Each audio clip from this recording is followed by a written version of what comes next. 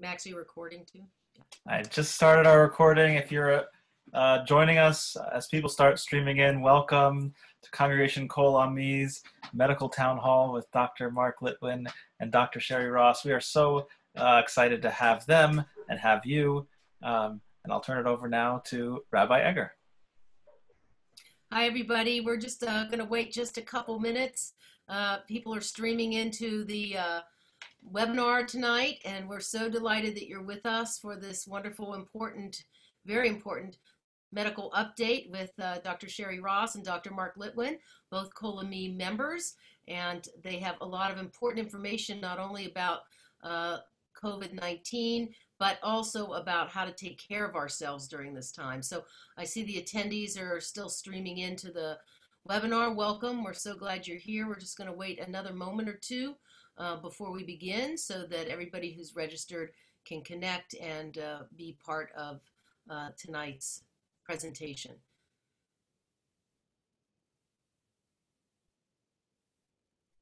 I want to make sure everybody's audio is connecting in.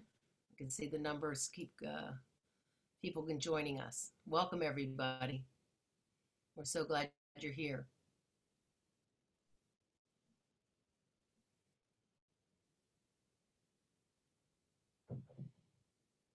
Well, we're delighted that so many of you turned out tonight to this wonderful medical update, so important in these times. We, of course, have been living here in shelter in place to keep everyone safer for 9 weeks here in the LA County. And it's not clear about how quickly we'll be able to return to all of the things that we were used to doing. But in the meantime, it's really important to keep ourselves strong and healthy and well. And that is important Jewish value, is pikuach nefesh, to preserve life. And we also emphasize on choosing life, uvacharta b'chayim, two important Jewish values.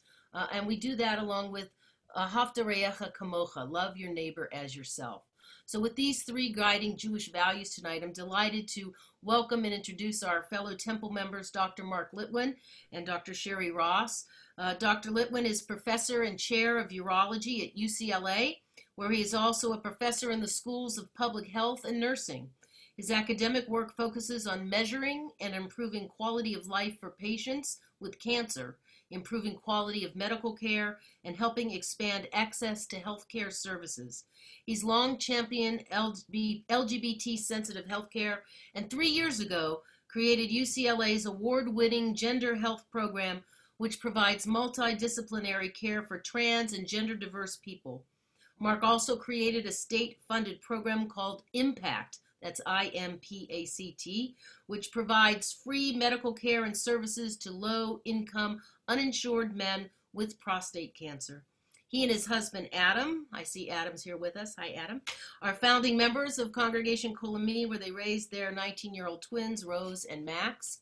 And also with us is Dr. Sheryl Ross, aka Dr. Shery, who's an OB-GYN, an author and health expert. She's been a fierce advocate for women's health for more than 25 years. Her first book, which I have at home here, called Sheology, The Definitive Guide to Women's Intimate Health, was named one of the six most life-changing wellness books of 2017 by Prevention.com and Women's Health Magazine. And her second book, which is Sheology, the sequel, I don't have that here with me, but it is a sequel to this book, the Shequel, is Let's Continue the Conversation, just was published. It hit the bookshelves just this February. She's received nearly every top doctor and patient's choice award in Southern California, and Dr. Ross was most recently honored with the John Wayne Cancer Institute Auxiliary Angel Award for her contributions in advancing the narrative of women's health care. In her pursuit to give women the means to take charge of their health at every stage of their lives, Dr. Ross co-founded Sheology, a first-of-its-kind women's wellness brand to treat disruptive hormonal cycles with safe, reliable, and research-based supplement. She is married to Dr. Peggy Gutierrez, the mom of Jonathan, Michael, and Stephen, and her family is an important part of our Temple family. her mom Lorraine. Hi, Lorraine's with us. Hi, and her brother Rick and A are longtime Temple members as well. Welcome and thank you both for being with us and teaching us tonight. Mark, I think you're going to present first, and then Sherry will continue with her presentation. Great. Thank you very much, Rabbi Egger, and hello again to Sherry. I don't think I'll be speaking out of turn to tell you that Sherry's and my lives intertwined fairly deeply, in that I was blessed with the honor of being the mohel at the Brit Milah of one of her youngest son, which we performed on the dryer in the laundry room of her parents' house in Beverly Hills 25 or so years ago. So it's nice to see you again, Sherry. I think it may have been about that long since I saw you the last time. Exactly, yes, exactly. The way that Dr. Ross and I decided to divide up our time this evening is that I'm going to start with kind of a deep dive into the epidemiology and virology of what we know about COVID-19, or the virus that causes it, for a few minutes, then turn it over to Dr. Ross, who will spend some time talking about some of the more practical applications and implications of what we're actually dealing with, and then we'll leave plenty of time for chat and Q&A in the second half of the hour.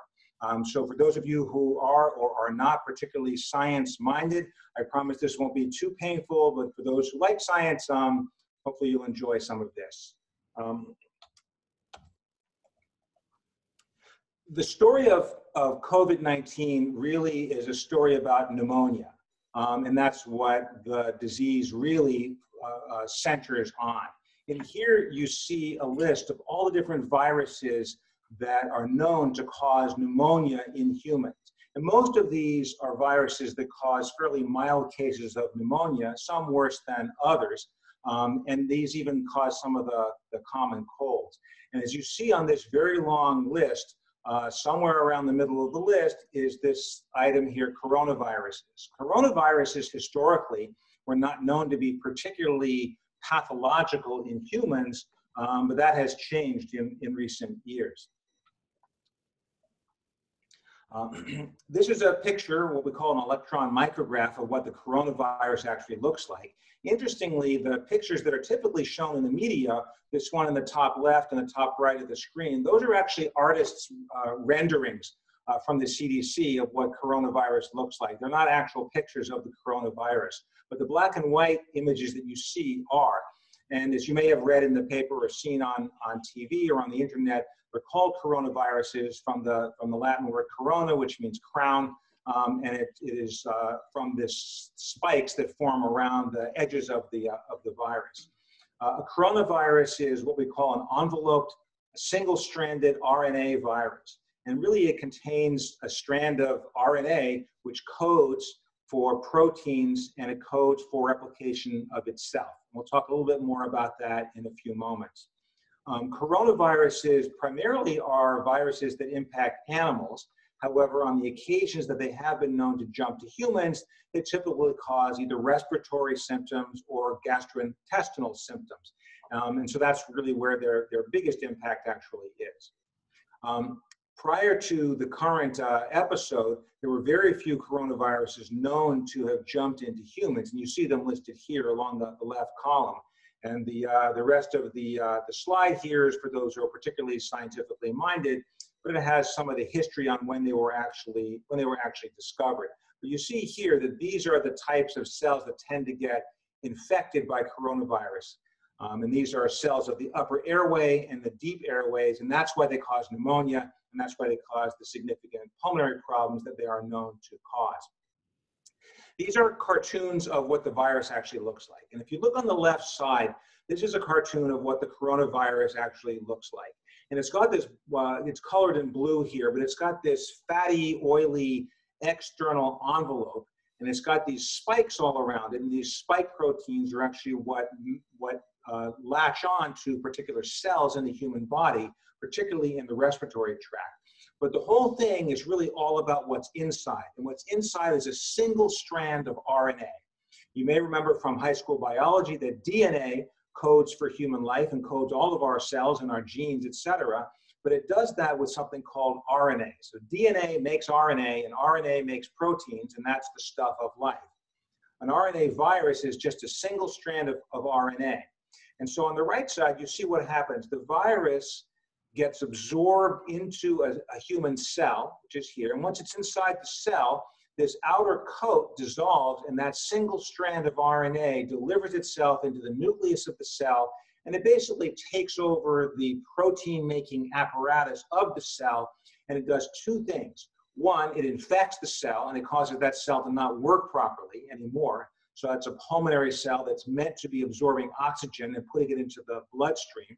And so that doesn't function well anymore. And secondly, and perhaps most importantly, it takes over the genetic machinery of the cell so that the RNA causes the cell to secrete more and more copies of the virus itself. So with each viral infection of a single cell, the cell itself puts out hundreds, thousands, even millions of copies of that virus itself. That's one of the reasons that it's so contagious, because of the high bolus of viral particles that get spread from one person to another who's infected. This is the relative size of what we're talking about. The blue right here is the relative size of the coronavirus compared to a bacteria. This is supposed to be an E. coli bacteria. And this over here is the size of a human cell, about 10 microns or 10 millionths of a meter across. And most human cells run between 10 and 20 microns across. So you see the coronavirus is down here at 0.1 microns. Many of the N95 masks that we use will filter particles anything larger than 0.007 microns, and that's why the N95 masks work. So these little creatures are very, very, very small. So a bit about spillover. This is an opportunity to plug a book that I have no personal connection to, but that I think is a really exciting and interesting read. But a spillover is something that happens, and we talk about this in biology, when a virus or a pathogen goes from one species into another species. And typically when it goes to humans, it's called zoonotic infection. And so this is a list of all the various genetically diverse coronaviruses. The natural host, most of these occur in bats, and then the very few that actually make it, usually through a secondary or intermediate host, ultimately into humans over here. Down here you see SARS, which was from about not quite 20 years ago, another one called MERS, which we'll talk about in a moment, and this is typically how it happens. The spillover becomes a pandemic because of the fact that air travel and human migration patterns are so significant today. If a virus spills over into humans and it's not very contagious, then it kind of burns itself out. If it's highly lethal, then it dies before the person can transmit it. But if it's just right in terms of how lethal it is and the possibility that it has a long infectious period, incubation period, and you mix that with human travel patterns today, then you have what we've seen today. Human coronaviruses cause the routine common cold. Many viruses cause the common cold. Coronavirus is one of them historically. Typically, though, those are associated with symptoms that are fairly mild, and everyone's familiar with that, the runny nose, the congestion, etc. Sometimes with fever. Less frequently, human coronaviruses are associated with lower respiratory tract infections, which means bronchitis, severe cough or croup, and then occasionally pneumonia. This is particularly true in individuals who are immunocompromised or have chronic conditions. The epidemiology as such is that these occur season by season, and they can be found worldwide. Typically, they kind of run their course in a few days, and that's the end of it. The difference is, in certain cases, we have what we have now. Back about not quite 20 years ago, SARS coronavirus of 2002, 2003, what they refer to as SARS, or severe adult respiratory syndrome, distress syndrome, happened in pretty much the same way as did the current coronavirus outbreak. You see, it started in bats, it went to this cute little creature called a civet, and then ultimately went into humans. It wasn't quite as contagious as the one is now, and that's why it kind of burned itself out pretty quickly. SARS back then was very similar to what coronavirus or COVID-19 is today, and it was highly lethal. It just wasn't that infectious. About 5 years ago, we had something called MERS, or a Mediterranean version of this virus. And that burned itself out pretty fast as well. That came by way of camels. There were only a couple of cases ever documented in the United States, and it burned itself out pretty fast, as I say, as well. Today, we have the current situation, and if you're not familiar with this website, if you're into numbers and data, check it out. It's a free service that's run by Johns Hopkins that pretty much everybody who works in epidemiology uses as the fundamental source of case tracking. We've got the website listed up there, a quick registration, and anybody can look into it. And it's a really neat website. You can zoom in on different countries, on different counties within the United States, et cetera. And you see, I ran this yesterday afternoon, and you see what the numbers are. As of a couple of days ago in California, there are 68,000 cases, 2,700 and some deaths. And in LA County, as of 2 days ago, there were 33,000 cases, 1,600 and some deaths. Fully 50% of the cases in California have been in Southern California, and in Los Angeles in particular. How we think that this all started, as you may have heard, is in December, possibly as early as October or November, in this area of China that you've heard so much about, Wuhan, where we think it jumped from a bat to a human. We don't know exactly how, but there was a cluster of pneumonia cases around about that time in December in China, and the physicians there tested for every known virus, the ones that I mentioned earlier, couldn't find any of them there, so they knew they had something serious on their hands, and they began working on it, and very quickly, because of modern genetic techniques, they were able to sequence the genome of about 30,000 what we call base pairs that make up the coding of this RA virus, to understand exactly what it looks like. In Los Angeles, we began with testing of travelers pretty early on. So it was pretty quickly, UCLA, where I work, began screening people of interest or persons under investigation. And very quickly, because of all the well-documented problems with the CDC's test kits, UCLA actually developed our own test kits. And I give a nice shout out to Dr. Garner, listed at the bottom of many of my slides, who generated this slide set, for driving the effort here, along with my colleague, Dr. Sarah Dry, who runs pathology at UCLA, for creating the test kit that we actually now use at UCLA, and we test many thousands of individuals each day. So this is a whole other story, the saga of testing. The public health measures, many of which you have heard about today, even as recently as Governor Newsom and Mayor Garcetti's recent announcements, were specifically aimed at doing exactly what this slide shows, which is the so-called flatten the curve, or blunt the surge. And it's all about not this yellow peak here, which is what people look at, but it's really all about the green line. The green line is how many cases that the hospital systems really in California or in the US are able to tolerate without being completely overwhelmed. And the whole point of the social distancing and everything else, and much of which Dr. Ross will talk about, was to flatten down this curve so that we didn't overwhelm the health systems. What you see, though, is that we have effectively flattened the curve.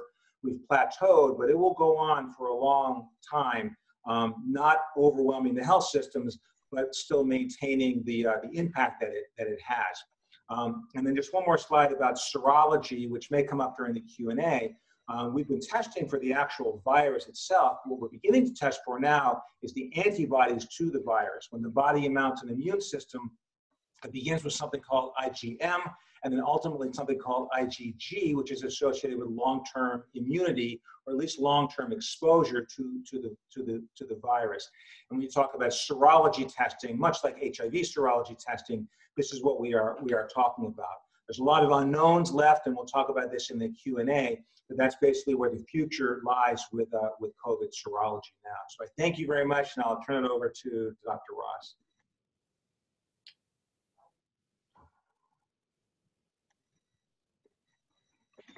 Hope I do this right.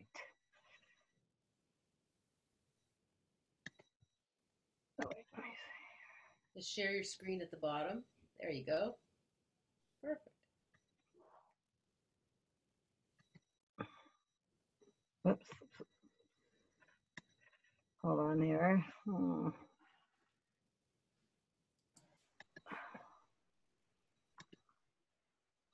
Well, I am grateful that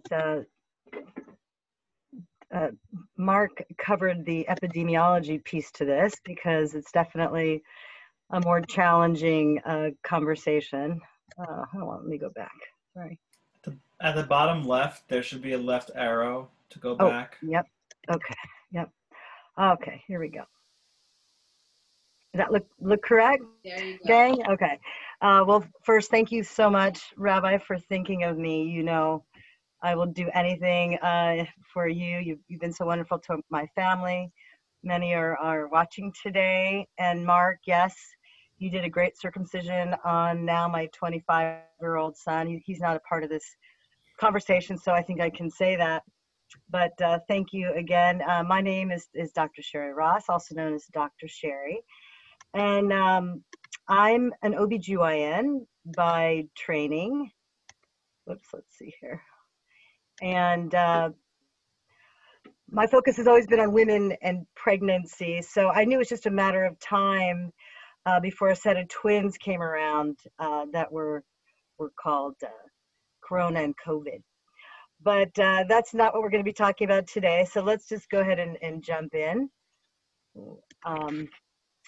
Let's talk about how COVID is spread. And you know, we're really all getting a great education on this, and we know sort of this 6 feet rule, trying to stay apart from each other by 6 feet. We know it's respiratory droplets infected, so with sneezes and you know, coughing and even in talking, you know, it's very easy for this virus to be spread. We look a lot into surfaces and how it can stay on certain surfaces. And we know it can be risky even, you know, going to the grocery to do your shopping, and how we're all sort of learning new strategies of cleaning different takeout containers and so on, because this is a very unusual virus in that way.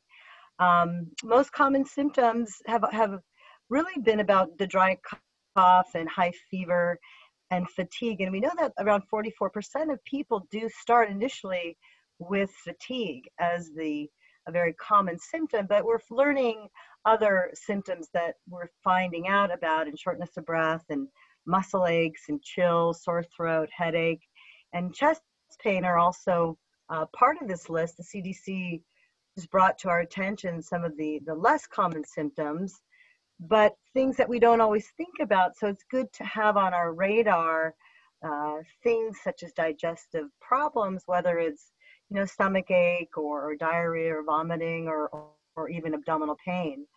And that many people present to the emergency room or to their doctor with digestive symptoms. So it's something that we have to sort of keep in mind. And even, you know, the brain fog and mental fatigue are also part of this grouping. Eye infections, and of course the loss of taste and smell. And I've heard of a few patients that have just presented with those loss of taste and smell symptoms, which we don't always think about. Now, we talk about testing, and you know, we were looking at, you know, different ways, and we're hearing in the news of different ways that tests are being done. The most common is really a swab that literally goes into your nasal passage, and the fluid is taken from this area, and that's what's being tested. And that seems to be a very reliable test, most common done. Throat swabs and also saliva testing are added into this mix. We have also access now to home testing that the FDA approved, and they find that it's a little less risky, certainly to the healthcare professionals, if you can do some home testing. But again, you have to be very cautious about it, and you always want your doctor's blessing when you're getting home tests, because we know they're not always as accurate, and you know, they may not have been the approved versions. So you have to sort of be careful, and I would caution you about doing your own form of home testing. This is very exciting. May 1st, the FDA did approve medication that really seems to work. This remdesivir is a RNA polymerase that sort of blocks the replication of this sort of the viral RNA from COVID, and that does help minimize its spread. They did these studies looking at 5-day versus 10-day courses, and they found that just one dose for 5 days actually did shorten the recovery of COVID that had sort of the severe disease. So that is really positive for people that have, severe COVID infections. 4 days can really be life-saving. And our great Dr. Fauci said that it's really going to set a new standard of care, at least something that we can look forward to and actually see some light at the end of this tunnel, that there's something moving in the positive direction. I mean, the distribution is not clear, and it's really done sort of a case-by-case basis. And the company that makes it right now is donating it to sort of this certain group of patients with severe disease. I did see that there was a number of somewhere around $4,500 that it could cost for a 5-day course, and who knows if insurance is going to cover that, right? That's always a concern. But really, I find sort of the takeaway messaging with remdesivir is that it's very promising, and we're really learning day to day with new information about how the studies are coming to be, and everyone really globally is helping this process. So it's very exciting. So we do have something to hang on to as far as a potential treatment. The vaccine, on the other hand, I think we'd all like to have a vaccine for COVID. Really is sort of the really best hope for really ending this pandemic. It's as far as how long it's going to take, some say up to 4 years. I think, the different trials starting with animals and then progressing to human trials. I mean, maybe they're saying it could be within 18 months. I'm sure Mark might have a thumb to sort of know what's happening with that. But really the challenges of creating it quickly, all have to do with sort of safety and really what kind of protection is it going to give us. And certainly with our higher risk population over 50 and those, the higher risk categories with underlying health risks, how is it going to benefit everybody? But as I mentioned, globally, experts are working and partnering together to find something that maybe can help us know that there's a potential real true vaccine in the forefront. I'm sure you've heard about the antibody testing. This again is very hopeful as far as determining whether or not you've had COVID. Do you have the antibodies against this virus? It's a blood test that's taken, and it's looking exactly for, have you had the antibodies, meaning to have a past infection, which would give you some sort of immunity. I don't think we know exactly a full extent of that immunity, but certainly having a positive antibody screen gives you a little bit of reassurance. The World Health Organization does, cautious everybody that, we just don't know what it means if you're negative or if you're positive. I think, negative probably just means you haven't had it. But again, it's all about sort of this time frame of exposure, because it has sort of this big window of 2 weeks. You don't know if you've had a negative test. That still doesn't necessarily mean you haven't been exposed or that you won't get it. So accuracy is a really big concern. And we know that more studies really, need to be done. Now, we talk about how to avoid, COVID and how do we flatten this curve. And we already sort of know about touching our face and washing our hands. And, for all you dog lovers, I don't know, it's a toss-up what your choice might be. But there are, have other health behaviors that we know that we have to sort of follow to, as Mark mentioned, to flatten the curve. And I think it's done so very well by, avoiding large events and really gatherings, wearing our masks in public, and really the 6 feet rule I like to call it the new normal, because I think we're all going to walk differently outside our door, despite the advances and despite less deaths that we're seeing. But washing our hands and using soap, and whether you're, singing for, the happy birthday song or staying alive, I think how you wash your hands, with what, material you're using, the proper sanitizer, knowing that you want at least 60% alcohol based is so important. Covering your mouth and nose, and sneezing into your elbow. I think we learned that a few years ago, but it's really, I think we're all learning just a whole new way to sort of continue this. And as I said, this will be our new normal. Avoiding touching your eyes and nose and mouth, it's just so important. And we know that it's just so contagious through those, areas of the body, and really disinfecting surfaces, because the fact that it lives on hard surfaces for, days. Should you wear a mask? I mean, I think we all now know that the answer is unequivocally yes. And the CDC has sort of come through and said certainly you want to wear it when you leave your house, and in public places, because you have to go grocery shopping, or you're going to have to go out and about, and you really need to minimize close contact. And I think we're just all learning what this is going to mean.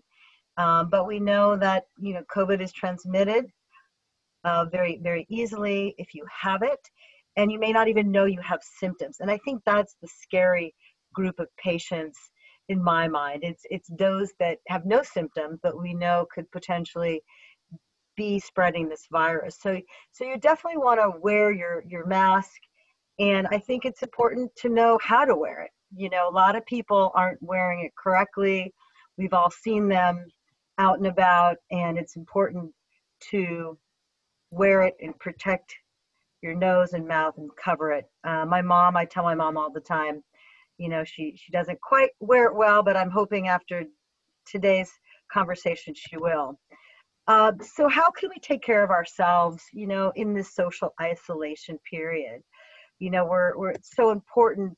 We need to create rituals and healthy behaviors that can help us, learn to take care of ourselves in the best way. And, we all talk about sort of the freshman 15. I think we're all sort of dealing now with the COVID 15 or more. So, what can we do? And we look to, and it's sort of just a reminder that we all sort of, in general, these are just good, healthy behaviors that, it shouldn't take a pandemic to remind ourselves that, it's really important to eat a colorful diet, plant-based, minimizing sort of the fatty foods and meats, exercising regularly. And I think what's been exciting about COVID is sort of all these virtual groups and gatherings and workout apps that you can use that sort of doesn't make you feel alone in this process. And getting a good night's sleep, ideally targeting on 7 to 9 hours, is, it's a dream certainly for me to hit that 7-hour mark. But I certainly know I walk differently when I do, and my level of stress is minimized, because stress certainly is high for all of us.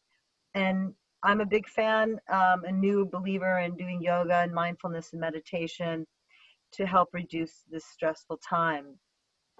Therapy and staying connected with our family and friends through, phone calls, texts, letters, emails, video chatting is certainly important. I think anything you do, any participation with rabbis, Zoom events are also important for healthy body and soul. So staying at home and following the rules is so important, because if you don't, you may have someone like myself, a gynecologist, doing an intubation at UCLA side by side with Mark, which is sort of scary. But stay home, follow the rules, and thank you, Rabbi, for including me in this conversation.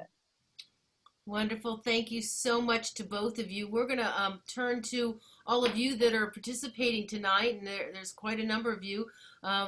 this is your chance to ask the doctors. When do you get a chance to do that? So if you want to type your questions in the Q&A function rather than the chat function, that would be really helpful. And you can see the Q&A functions at the bottom of your screen. And I'll start us off a question from Lauren Ostro, who asks, can you please discuss the consideration and safety of doctor and dental visits during the stay-home period? I know there's been a lot of discussion about, difficulties, especially with dentists, right? You're so close. So maybe both of you can take a shot at that. Sure. One of the great challenges of this situation is, in addition to the deaths and the disease that's being caused by this particular virus, is all the medical attention is not happening for other diseases. And it's particularly notable at a place like UCLA, where we're normally busy on any given day with patients who have a number of different issues that they come to the doctor for. I think one of the things that we're learning during all of this is that a lot of medical care can actually be done remotely. And one of the things I think that's going to result in the reset after all this is that there's going to be a lot more remote medicine or telehealth, video visits, that kind of thing. But not everything can be done that way. Dental visit, obviously, or many of the visits, your GYN checkup and pap smear, or your prostate exam, et cetera, obviously can't be done remotely. And the answer to Lauren's question really lies in the extent to which the healthcare office is doing what it should be doing to make sure it's a safe space. Emergency rooms are particularly fraught right now. And so if one can stay away from those, if at all possible, that's good advice. But for the vast majority of us, certainly in large institutions, such as where I work, we are screening all of our doctors, all of our nurses, all of our staff, as well as every individual patient or family member who walks through the front door with temperature screening on the forehead to make sure there's no low-grade fever, and symptom screening. And so that makes the place as safe as possibly can be. In addition, what we've seen is that the typically overcrowded doctors' waiting rooms now are all but empty, and so there's much more social distancing in the doctor's waiting rooms now. So I can't really speak to the dental question, and I recognize that may be the core of it, but certainly for routine medical care, if you need to see the doctor, you have to weigh the risk of not seeing the doctor versus going in. But the risk should be fairly low, certainly in California. Now, that may not be the same in Italy or in parts of Manhattan or Brooklyn, et cetera, but because we have flattened the curve so well with our social distancing here in California, and because we live life so much less densely than they do, I think, on the East Coast and some other places in Western Europe, in general, it's considered safe if it's something that you really need to see the doctor for. Sharon? Yeah, I think about our well women exams, and a lot of people have asked, I'm missing my pap smear, my routine visit, my breast exam, my mammogram.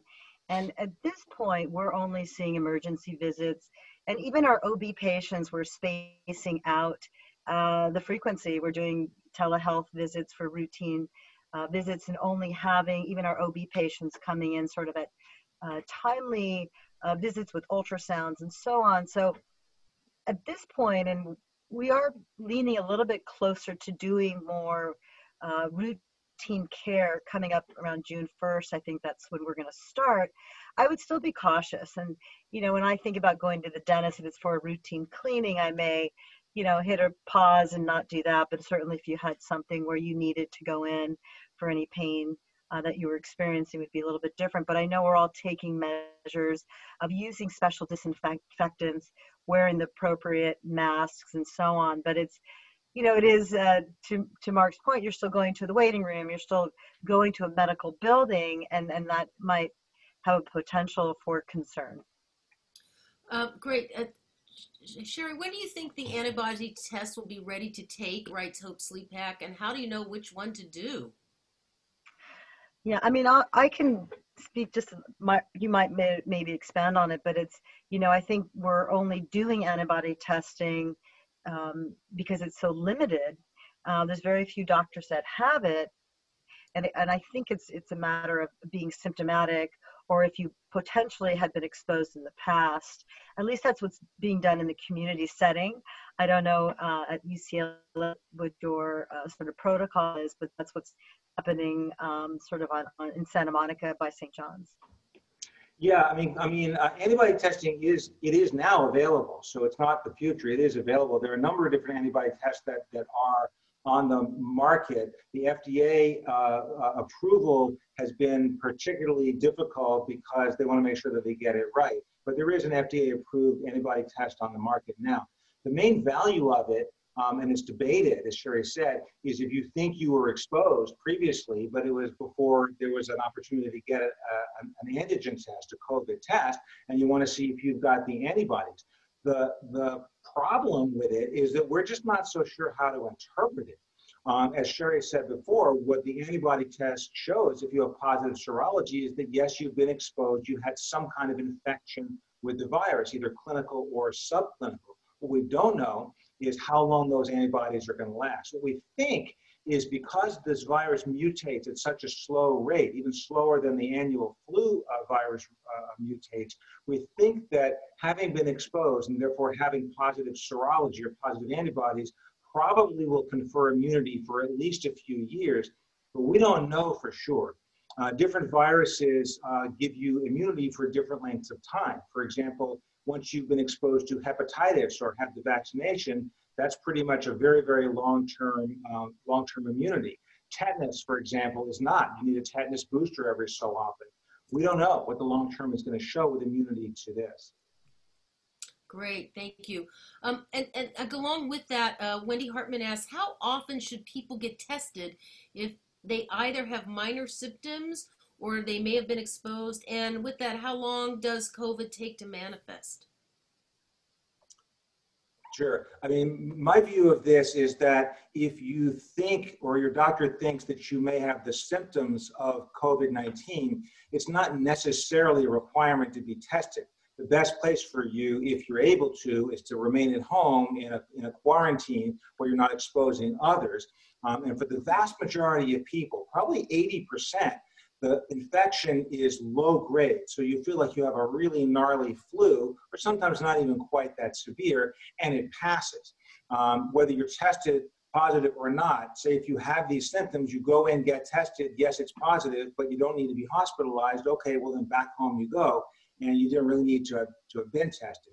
So the value of testing really is if someone is severely ill, needs to be hospitalized because of pulmonary issues, GI issues, etc., needs to be hospitalized, then we need to know in order to direct therapy and also to provide protection for yourself and others. I want to underscore something that Sherry mentioned though about the masks.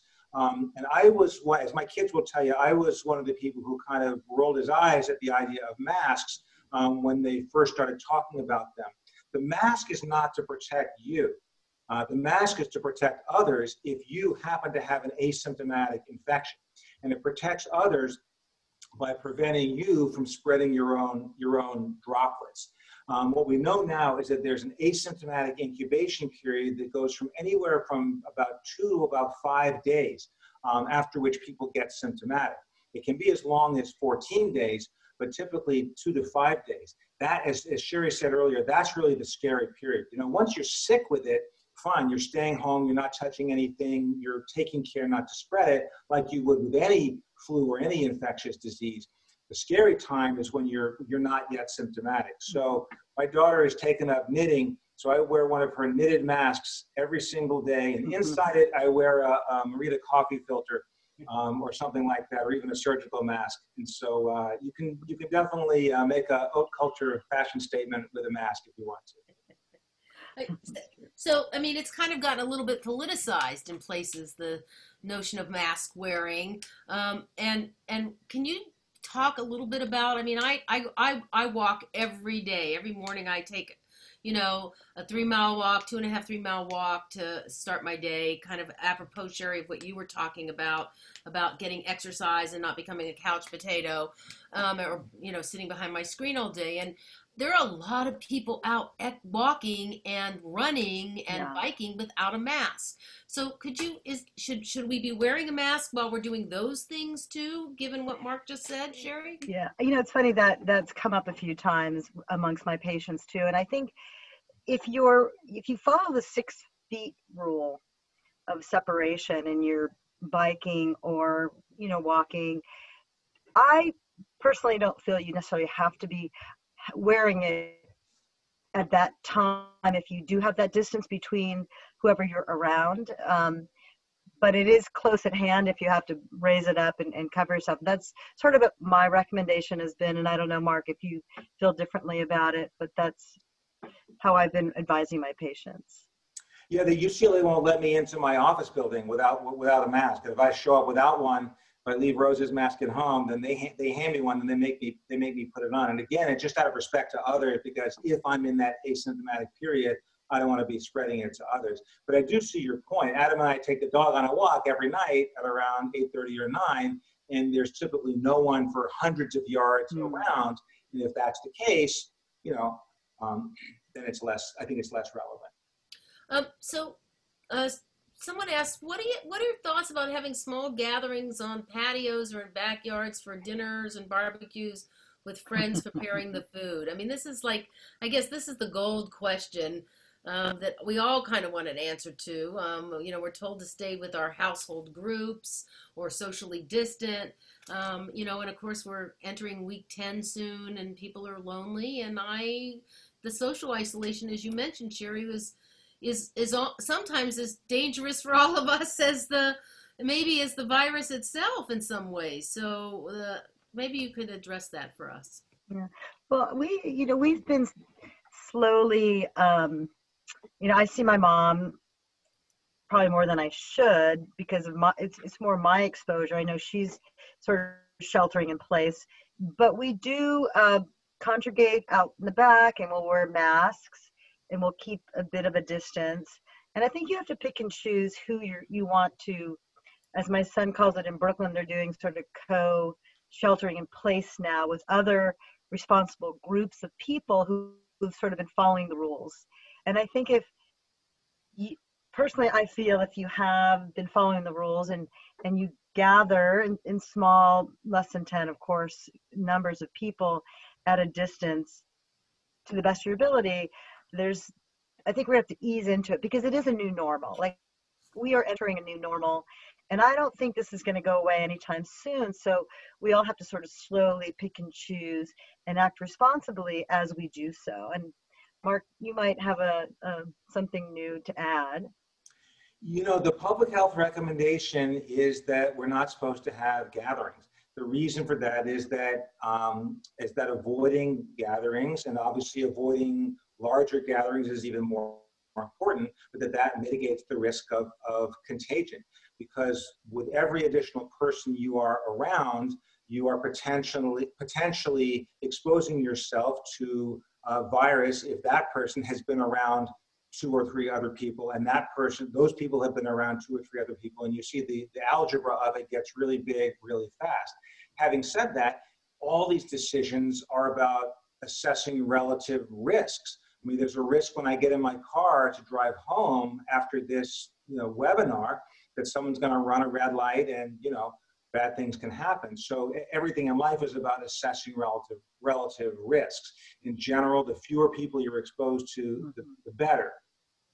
And we actually, we are under stay-at-home orders still here in LA County, and certainly through May 15th, it's likely to stay in at least through the end of May, is what they're really saying. I know there was some controversy today with our LA County Medical Chief, Barbara Ferrer, who evidently was talking about, you know, that we might have to be stay at home till July, and now there's been some pushback and corrections about this. What do you think about the slow reopening, both of you, as from a public health perspective? You know, from the epidemiologic perspective, the physicians who deal with that, the Faucis, et cetera, of the world, we want everyone just quarantined in a small box by themselves until the whole thing just burns itself out. But that's not the only thing that has to be considered, because the economy and social isolation and mental health and all these other things we're talking about. And so the public officials, the politicians, and the policymakers have to take all these things into consideration. And so that puts that also puts responsibility back on the individual. to be able to say what your boundaries are and to know your boundaries, and also on everyone else to kind of respect one another's boundaries and what might be comfortable for you, Sherry, and visiting your mom and your brother and your family unit might be different for somebody else in what they're comfortable. And I mean, I think it's going to take a lot of trying not to be as judgmental with each other if someone's not comfortable going to a backyard social distance barbecue at your neighbor or sitting together. So I think we have to take some adult responsibility for our own decisions. Exactly. Because somebody asked, because so many people aren't being tested, how underreported do you think the numbers really are? Significantly. I'm sure Mark can speak to that at UCLA. Yeah, again, an epidemiology question. Significantly, it's not just that they're underreported, but because of the lack of testing of what we would call the denominator, the population at large, we have no idea what the numbers are, what the actual denominator is. We just have no idea. It is going to end up being much more prevalent in the population than we recognize once we start testing more broadly for it. And we learn that the vast majority of people who have acquired this virus actually don't end up with much in the way of symptoms beyond a low-grade or slightly greater than low-grade illness. So the general answer to that is that it's likely much more prevalent in the population. Some people at some point said they thought that there was evidence that it may infect or have infected a majority of the population. The current estimates are lower than that, that it probably ultimately will end up infecting or having infected somewhere between 2 and 10% of the population. That's still a huge number epidemiologically. But we haven't tested all of those people. As we do more sort of neighborhood walk-up tests that are happening now, that's in fact what we're seeing. What's the actual utility of using temperature screens when a person may not manifest with fever or can take Tylenol to reduce fever? Yeah, I mean, it's such a good question, because I know before any patient enters our office or before I enter the hospital, they do a temperature check. But to your point, Rabbi, I mean, it is a little false sense of security knowing that there's all those variables, but I think it's to minimize what we can stop, right, Mark? Exactly. Well, certainly if someone has taken Tylenol or fever-reducing medication, then that kind of messes up the whole thing. You can't detect the fever. But what we do know about this and other viral illnesses is that the very first manifestation, before you even feel anything, is a very, very slow rise in the basal body temperature, one that you may not even be able to detect. So instead of being 97, 98 or so, you may see 99.1, 99.3. Many people can feel that when they run a temperature at that level, but not everybody can. And typically that's the very first thing that happens. So in general, temperature screening is thought to be a fairly good way to catch it. But again, like everything in medicine, nothing is 100%. I'll tell you one of the resets that I've learned from this, which I'm sure you may have had the same experience, but when I was coming through my training, even as a young physician and working my way up as a doctor, it was always considered kind of a sign of strength to power through it when you were sick and just show up to work anyway because the patients needed you. And I certainly have done that myself on more than one occasion. I tell you what, I'm not going to do that anymore, because this has really brought into full force for me just how much risk I can potentially put other people at, the people I'm meant to help, by showing up to work sick.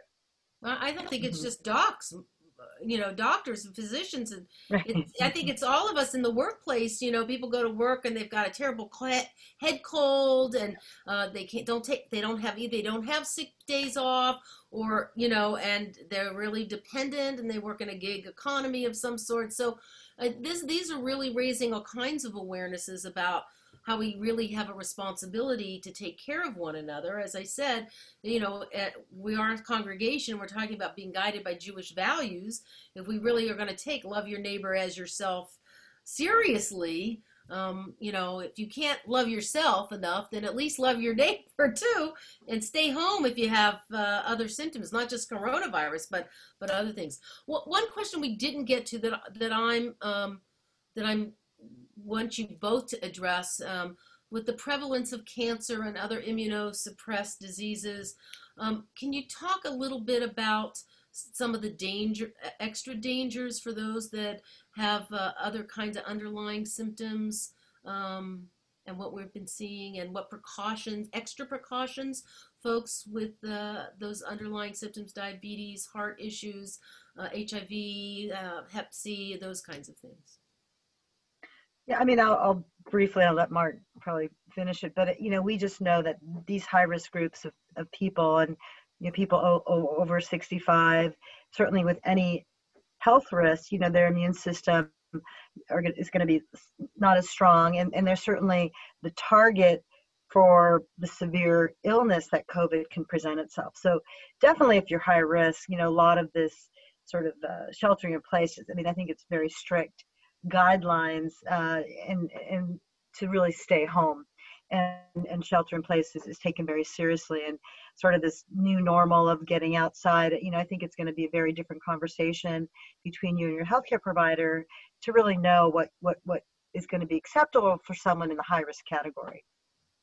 Yeah, absolutely right. I agree with all that, Sherry. If you look at the deaths from this virus, if you take out healthcare workers, and there have been plenty of healthcare workers across the world who have been infected and died from it, you take that group of deaths out, all the non-healthcare workers, more than 90% of those who have died of this disease, not 100%, but more than 90% have had some kind of serious underlying condition, such as diabetes, significant diabetes, or ongoing heart disease, rheumatologic diseases, cancer, significant cancer, immunosuppressive diseases, etc. So certainly this is a condition, like many viral conditions, that preys upon people whose immune systems are already depressed. Well, you've both given us so much incredible information. It's hard sometimes to know, given all of the conflicting information that's out there, the politicization of healthcare and the politicization of this disease, who to trust and what to know and how to know it. And that's why we so wanted to invite you both to come and share with us from your expertise. And we are so grateful for the information that you provided and the many questions that you answered tonight. Thank you both, Mark and Sherry, for your time, for your incredible dedication to your craft, your art of doctoring, and for the way you care for your patients. Again, I want to just get Dr. Ross's book, Sheology, and of course the sequel, Sheology, the Shequel, that's just out now.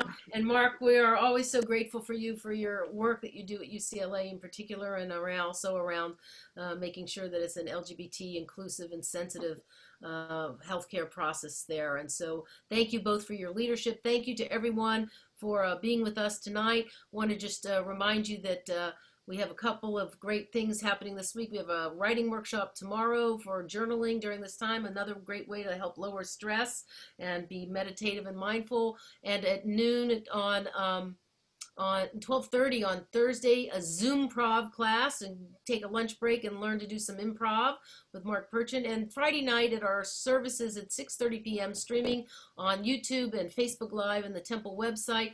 We'll be hearing from the new Regional Director of American Jewish Committee, Richard Hirschhout, who's going to be talking about the rises in anti-Semitism, and particularly around this recent rise around the COVID-19 epidemic.